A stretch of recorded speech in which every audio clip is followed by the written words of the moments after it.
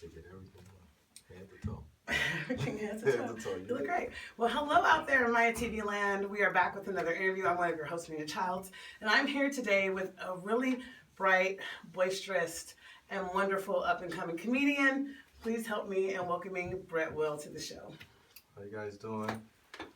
How you doing, America? America, Russia, China. Russia, China. We broadcast to a few different countries, so Appreciate you guys tuning in. Thank you. Thank you for having me. Absolutely. Yep. I was very excited about this interview. I was too. Lost a little bit of sleep. I didn't know how this was going to go as far as the questions. Well, I mean, I do have some questions for you, being that you're a new comedian. Nice. Let's get into how you got into comedy. Like, what started your journey? Well, it just, I think I always had the personality of being a comedian. I don't like to say it kind of clown, but like when I was, growing, in high school, I always was like the center of attention, always being a goofball, doing little spitballs and stuff like that, throwing milk in the crowd and things like that. Making people laugh. And so I remember I had created a dance. It was a dance back in high school. And Wait, was this pre-Soulja Boy or after? It was in the beginning, like in high school, and I was doing this dance, and everybody started laughing, and I was just like, oh, okay. But when it, like 2011 is when I kind of was like, I want to pursue this.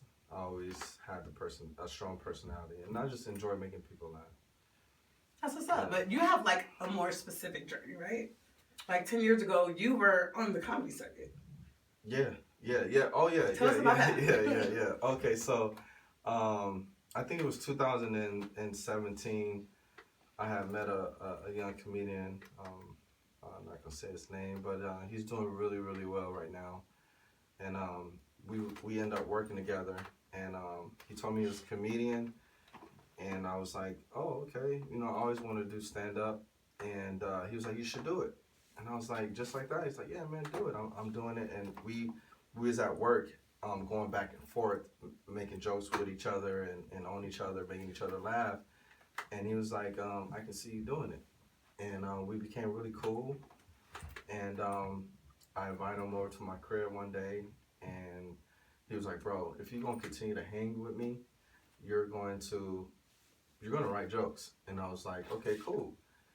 And I ended up writing a joke, and I performed it, and he was like, look, we're going to Burbank, we're going to go to the Ha Ha Club, and you're going to perform it. And I was scared to death. And I went there, I did my thing. I didn't know he was recording it. And when he recorded, he was like, you hear that? Like, you got laughs. He was like, can you see yourself doing it again? And I was like, yeah. And then, but speed things up, he ended up continuing his career, pursuing his dreams in his career. I ended up going another direction, and just recently I got back on, God put it back in me to pursue my passion, and there's no looking back now. And you're back into it. I'm back into it right now. Full fledged. And how's it going? It's moving real fast. It's moving real fast, but I'm enjoying the journey. Definitely enjoying the journey. That's the most important part, is enjoying the journey. Yep. Because you kind of started, you stopped, and now you're back. Yeah, started, stopped, and now I'm back. And now I'm not looking back now. I'm just straightforward. Straightforward. Yeah, pushing forward. Yep. So what is your favorite thing about pursuing comedy? Like, what do you like the most about it? Free drinks. Do you really get free at all your shows? Yeah, you get free drinks. That's No, to be serious, just making people laugh. I really enjoy making people laugh. It gives me a satisfaction of hearing people laugh at my experience in my life and things like that, and actually hearing them laugh at my material that I took time and I wrote down, and I perform it. And it just makes me feel good when people can relate to my jokes and they laugh at it. So, yeah, I just want to continue having this feeling. I like it. It's a good feeling. It's a great feeling. But speaking of your jokes, like, can you let us in on your process? Like, how do you go about writing jokes? What's the process like? I just every like my life experience. My life experience. I think I have been through a lot of good and bad things, ups and downs, and so I just take what I have experienced, whether it's good or bad, and I just imply it, just put it on paper. I make it a joke, and go from there. More about making it like relatable to your audience. I'll go over it. It's like a little, like rough draft type thing. Okay. And then I'll go over it, and then I'll put it all together, and I'll rehearse it, and I put it out there to the community.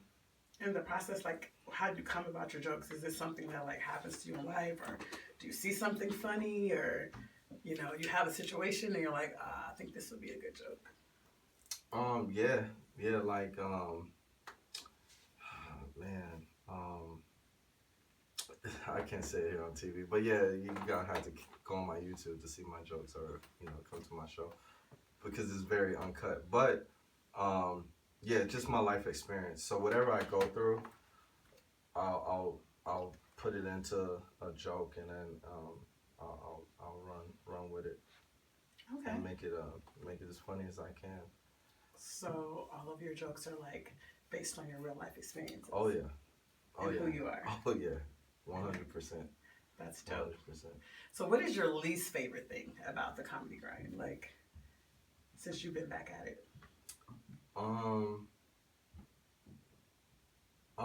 new to this right now, so I'm not really worried about getting on, like, when I get booked, I don't expect to get paid. So I don't really. We can tell by your jacket that you have money. Yeah, well, a little something. You're not starving. Yeah, a little. You're not begging for bread. A little something. Okay. Yeah. Yeah. I don't really expect when a producer or a promoter book me for a show, I don't expect to get money. So I'm very humble, and I appreciate just the opportunity. To get booked, to get on stage for 5, 7, 10 minutes. Not too long ago, I did a headline, and I was a headliner, and I'm like, wow. Oh, already? Yeah, that was crazy. That's true. So I ended up doing like 10 minutes, and it went really well. So I don't really, I would, if I had to say what's the downs, it's maybe performing for free, but again, I'm getting experience. So the experience that I'm getting, the reps that I'm getting on stage is priceless. That's what's up. It's priceless. So I don't think it's any downs right now. I'm grinding right now. It's all positive. Yes, everything is positive. That's right a great now. place to be. Mm-hmm. And so, being that you're new to the game, I always ask all the comedians that I interview this, so don't feel any kind of way. But have you ever bombed? And if you did, what was it like? And what did you learn from it? Man, I did bomb. And it was a very humbling experience. It was crazy. I bombed. It was humbling, and I learned from it. I learned to not ever get drunk before I get on stage, especially just starting off. That's funny. Yeah. So you had one too many drinks. I had one too many drinks because I was waiting too long to get on stage, and I was getting impatient. My nerves was bad. And I was just like, okay, let me take another shot. That's where those free drinks come in. Yeah. It was, they overwhelmed me with the drinks, and I couldn't say no. And then when I got on stage, I just forgot my jokes. That'll do it. I forgot my jokes. That'll do it. I had to wing it. You had to wing it. So what did you do? Were you just like doing crowd work, or like how did that work? I did some crowd work. And then, but I only remember like half of my joke. So the part where the part I forgot was the funniest part of my joke I forgot. And then I only said my ending. So that was the punchline. Yeah, the punchline I forgot. The most important part of the joke I forgot. And I was just talking. I was just up there like a preacher. just talking, just winging it. Winging it. Yeah. No disrespect to all the preachers out there. Yeah, Not no saying that you guys disrespect, all wing your sermons, but he's saying he felt a bliss. Like, where's the punchline here? Who are some of your influences as far as comedy? That's a good question. I'm gonna have to say, and not in this order. I'm probably have to say Cat Williams, Dave Chappelle, and Mike Epps. Oh, okay. Cat Williams, Dave Chappelle, and Mike Epps. I think Cat Williams is everybody's favorite comedian right here. He's not just a comedian; he's a prophet. Yeah, he is. He is. So, I mean, what specifically do you like about them? You like their storytelling styles, or? I just like the authentic. I just like the authentic in these guys. They're very relatable. Everything that they talk about is their experience. It's never nothing. It's not like it's not animated. It's really authentic. You're getting all of them. Like their personality is really strong, and I just like their story. And everything they say it's relatable and it's their truth. And I like that. So that's what makes me feel like, that's what separates them. That's what makes them unique. Is that they're just real. They're just real. That authenticity, like I think that Dave Chappelle's a great storyteller, and I've actually had the pleasure of seeing your comedy. I think that you're very funny. Nice. You have a very unique style, and you're one of the more well-dressed comedians. I've come up around a lot of comedians, so you care a lot about how you look, which is it's very different for that genre. So that's cool. So I mean, you're like a fashion guy, right? Yeah. And I mean, how important do you think that is as far as your stage presence, like how you present yourself? I just say I just look at it like if I'm a bomb or if I'm a F up, at least I look good doing it. That's the theology. So I just be like, yo, it is what it is. Y'all didn't like me, but I felt good when I bombed. You know what I'm saying? I look good when I bomb. Yeah, you look good, you feel good on top of that too. And I just feel like it's not a lot of fresh. It is a few fresh comedians that really take pride into they outfits, into they dressing, but it's not a lot. And I just want to bring that flyness back into comedy, because we fly too. Comedians are fly, and I just want to bring that. And then I want to just create my own lane, creating my own lane.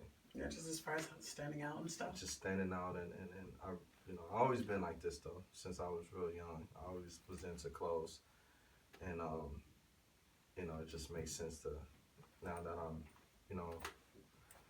in the front of the camera and getting interviewed by beautiful people. I'm gonna keep it going. Oh, thank you. That was really sweet. That's really dope. That's really dope. So I always like to ask more cerebral questions because, you're just getting back into the game, but moving forward, I'm sure there's a lot of things that you want to do. So who is somebody that you would love to collaborate with? Like, what's a dream collaboration, someone you'd love to work with? Man, I'm about to say my boy Renee, man. Renee, because that's the guy. I'm sorry I had to say his name, man. That's my boy. So, shout out to Renee, man. If you see this, man, we definitely gonna meet. Definitely gonna see each other. Renee Vaca. I definitely want to collab with him because that's the guy who inspired me, and that's the guy that took me kind of under his wing and pushed me to do this. That's who you were referring to earlier in the interview. Yeah, Renee Vaca. Renee Vaca. He's a good friend. And he just took off, and we was really close friends. And to see the level that he's at, is very inspirational and motivational to me. That's what's up. That's dope. Yeah. He's actually really funny too. He's a funny guy, man. Very, very talented. You guys follow each other on socials? Oh yeah. Oh, that's dope. Yeah. So it's just a matter of time. Just a matter of time. These things always work themselves out. Yeah. So that's dope. Well, Renee, if you're out there watching, Bret wants to go on tour with you. Yeah, I'm coming. So hit him. I'm coming, man. He's doing really great work out here. And so what's coming up next for you? Like, where can we see you next? I just had a show Tuesday in Koreatown. It was a great show. Went crazy. Had a show in Rooftop on Sunday that went crazy. my next show will be in March, this May. This May now. May the 10th. It's called the Zagger Room. So May the 10th, I'll be at the Zagger Room. If you guys know where that is, pull up. It's in Hollywood. Yeah, I think it's in North Hollywood. North Hollywood. Mm-hmm. Perfect. Okay, so you're going to be there on May the 10th. And where can we find you online for those out there that are watching that want to follow you? I've been funny. That's my Instagram. I've been funny. I'm kind of old school. I don't have Twitter and all that. I need to get it. Maybe you can help me expand my horizons. But yeah, I've been funny on Instagram. Follow me. How is it specifically on Instagram? Is it I've been funny? Any underscores? Oh, so it's I_Ben_funny. Perfect. Yeah. I_Ben_funny on Instagram. Follow him, please. He's like the next generation of comedians that are coming up. We want to thank you so much for taking time out of your day to come and sit down with us. Thank you for bringing all your flyness to the building. Thank you for having me. I appreciate it. We really appreciate you. So until next time, guys, thanks for rocking with us today. And we'll be back with more interviews in season 3. This is it for us. So we'll see you next season. Bye. You ended the season. You were the last interview of the season. That's it. We'll be back next year.